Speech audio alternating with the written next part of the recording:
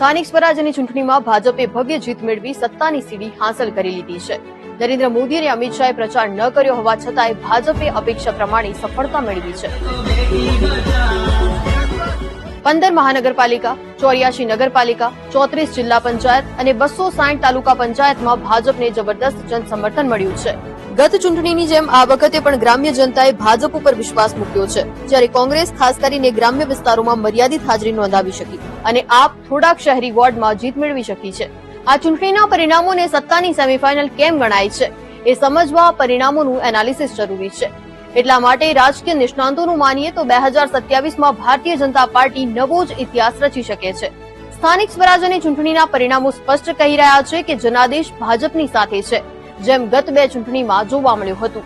2015માં પાટીદાર આંદોલનની અસર 2017માં વર્તાઈ હતી, પરંતુ ભાજપ 99 બેઠકો જીતીને સત્તા પર માંડ ટકી શકી હતી। ત્યારે ભાજપને સૌથી મોટો ફટકો પંચાયતોમાં પડ્યો। આખો વિડિયો જોવા માટે ડાઉનલોડ કરો દિવ્ય ભાસ્કર એપ।